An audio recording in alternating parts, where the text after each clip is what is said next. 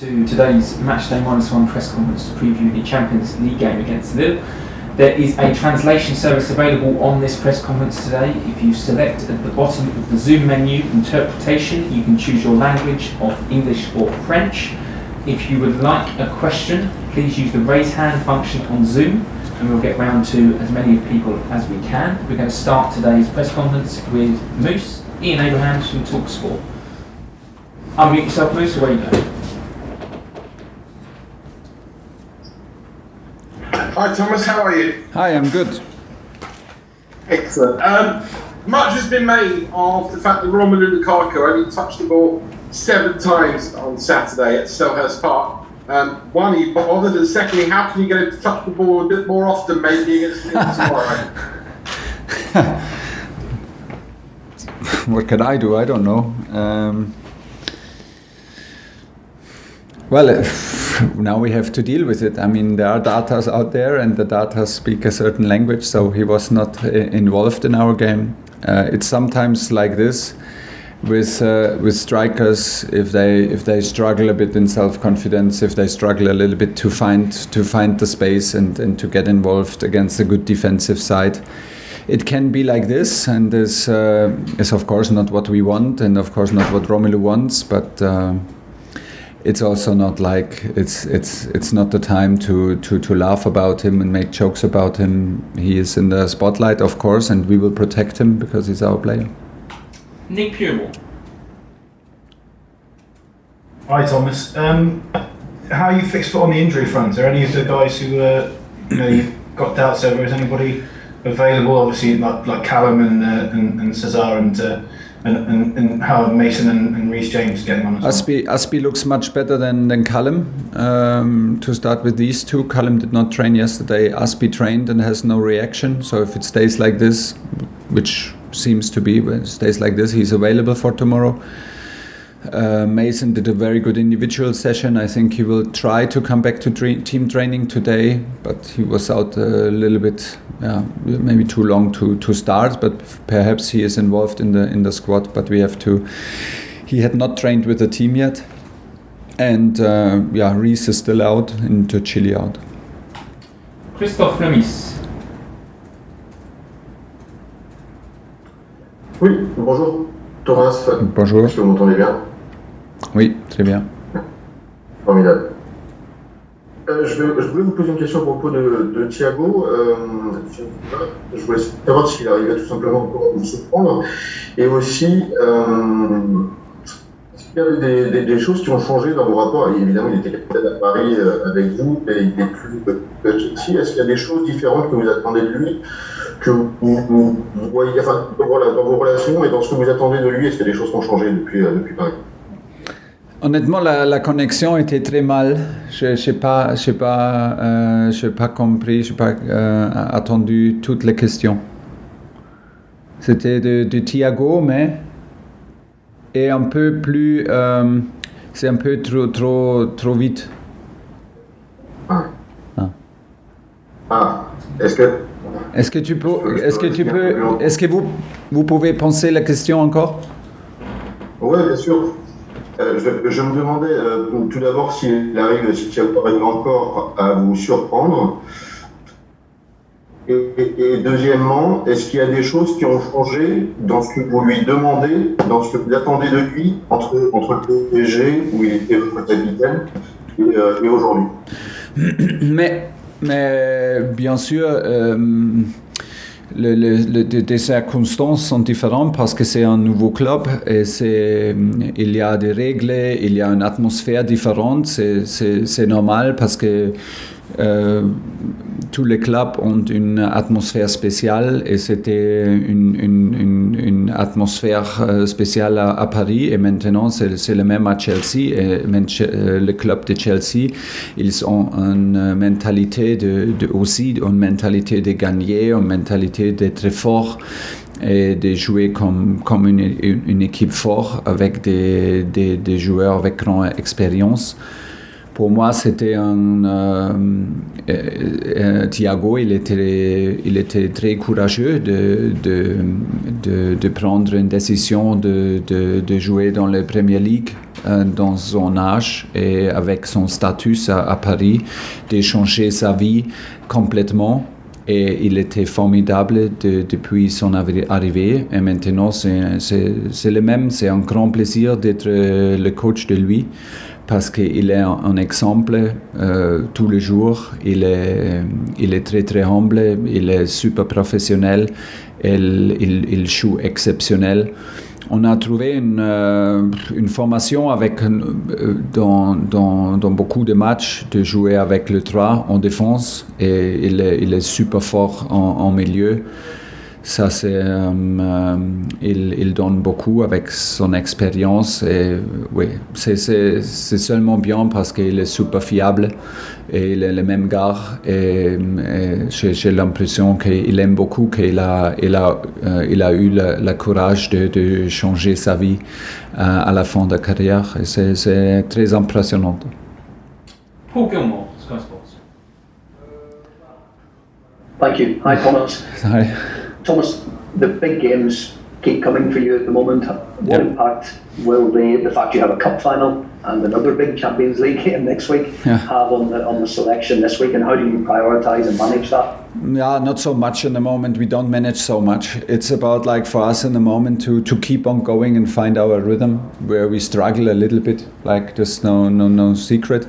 It's a bit strange, to be very honest, to have like 2 league matches in Premier League in 6 weeks. It's really strange because it is always nicer and more familiar to sink into a competition and you know there are so many different levels of games now and we play a match and if you look at the table, some teams have 3 matches more than the others. Like it's a bit strange to understand the situation in which we are in the Premier League and you know if it's like this, I mean it's on the other hand nice because it tells us that we are still in a lot of competitions, what is our target, and it shows us that we are competitive and we take it match by match more than ever before. We tried always like this, but now is the moment to really be super focused on every little match and don't worry so much about the big picture because it will like make us look at a lot of different pictures and a lot of different environments. It's a huge difference between all these knockout matches, all these like a semi-final in Abu Dhabi, a final again in Carabao Cup, then suddenly a knockout match in the FA Cup that will come up. It's a big difference because like of course Premier League is a marathon and Premier League is not about knockout matches, it's about consistency. So it changes a lot, the environment. And we have to adapt because it's our schedule. But in terms of team management, we don't think ahead at the moment. We try to bring the very best group tomorrow that suits the best to what we want to implement on the pitch. And then we will take care about Sunday's match. Matt Dunn. Hi, Thomas. Back on the Lukaku conundrum, if I may. He's played 3 games all season with Reece James. And 4 with Ben Chilwell, 4 with Reece James, and never with both of them. Yeah. Are you playing a different style to what you imagined this season because of those injuries? Yeah. Or does he have to work out how to play with Chelsea? Maybe both things. I mean, like of course, every style changes with long-term injuries of key players.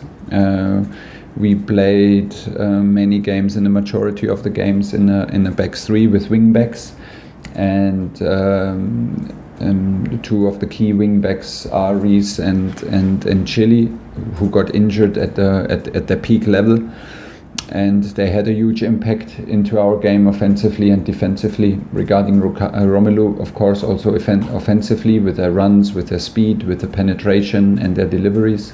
So of course this changes. We are not the only team to where players have this huge impact, and in a formation that we play, the wing backs are crucial and are like a crucial position to influence the game. but still, we can also play and win games without any player. This is our job, and this is what we want to do. So we have to. This is what we try. Honestly, when we have injuries and when we have like corona cases. So and it's on us, on me, to adapt, to find solutions, and Romelu will always be part of the solution. Jacob Steinberg. Thanks, Thomas. I just wonder what you made last week of the change in the away goals rule. Do you think it changed the way that the games are played in the Champions League, and do you think it made it slightly more defensive? And might that suit you, given that last year you won the Champions League, only conceding 2 goals in the knockout stages? Why do you think it will be more defensive? Well, Real Madrid were quite defensive in the away game against PSG, and it felt like they weren't coming out because the away goal didn't mean as much. Yeah, but I think in the end, I had the impression until now that it maybe gives us the chance to be a bit more offensive, because you can think about scoring and not be so afraid of conceding.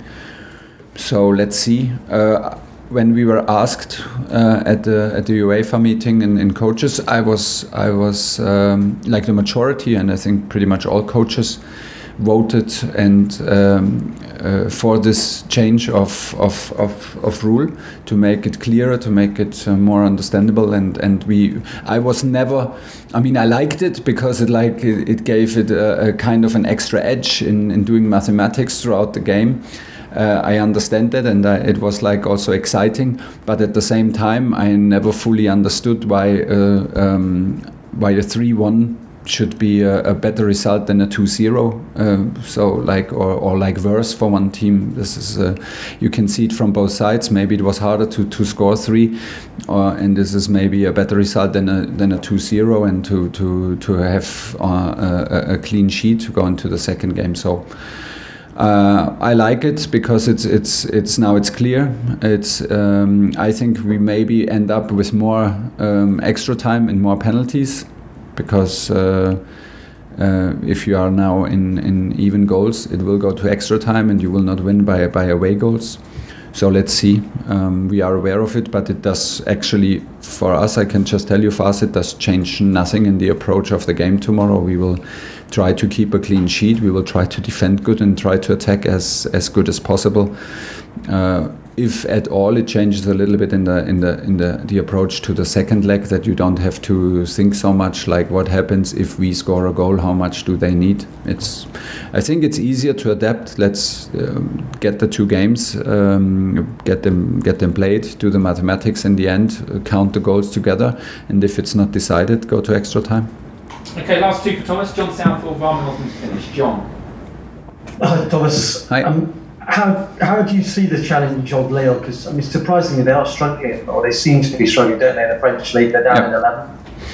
Yeah, they do, and I think there are reasons why they do. They had a fantastic coach and a fantastic group of players.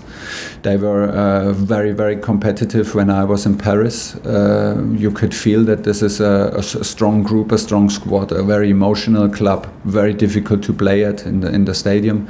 But the bond, the quality of the players, quality of the coach was exceptional, and you could feel that they have a chance to fight constantly for a place in the Champions League. So last season they became champions, which is huge in France, of course. And from there they lost players and they lost the coach. So there's a huge how do you call it, like a huge change. And like if the change is so big, there's a possibility that it takes some time until things settle in. Now they lost another key player in winter with Ikoné in their attacking formation, but still, you know, we all know like how physical the French football is. We know how physical the offensive players are in French football, very fast, very, very brave in one-on-one challenges, always a threat on counterattacks, very disciplined against the ball, and they have the chance that they have the chance to play this game as underdogs, and in a mentality where they have nothing to lose, and they will take it from there. So it's like always, we respect the game, we respect this opponent, we will prepare our team like we always do, and then hopefully find ourselves the best performance, which we usually do normally, and we usually do in knockout matches and cup matches, and play a competitive match tomorrow. Last question for Thomas, Rahman Osman. Hi Thomas, if I could just ask you about Romelu Lukaku again. When you took over, you said you're going to prepare a team that people would not like to play against. So it's clear that most of the time your defenders play very well. Christensen, Rudiger, all having really special seasons under you. Yeah. But the strikers struggle, like Werner is struggling to get goals. Rome was scoring so well in Italy, and it's do you think about it? Is it a consequence of the way you've built that team? Yeah, maybe. There's even a history of strikers struggling a little bit at Chelsea, so it's not the easiest place in the world for strikers. Obviously, I don't know exactly why it's like this, but obviously it's like this. In my opinion, Chelsea is a team that's also considered as a strong defensive team, that is a physical team, and this has a certain attitude and grip in playing competitive football. We demand a lot from our strikers in terms of defending. We want to be a physical, hardworking group. That is not shy to make it a physical game and not only a skillful game. And that's maybe plays a part. Yes, that maybe plays a part. We have many games where we, throughout like our year together, where we created many chances, many deliveries, and struggled a bit in the conversion. Now in the moment, there's a bit of time where we struggle to create too many big chances for our strikers. I think this is maybe also a normal period in a long season. So we are on the subject and we are well aware. And like always in football, it's most of the time not a one reason to solve a problem. It's a very complex sport, and we try to keep on playing with faith in what we do and with belief in the team effort. And from there we go. Okay, thanks everyone. Stay on the line please for the player who will be appearing.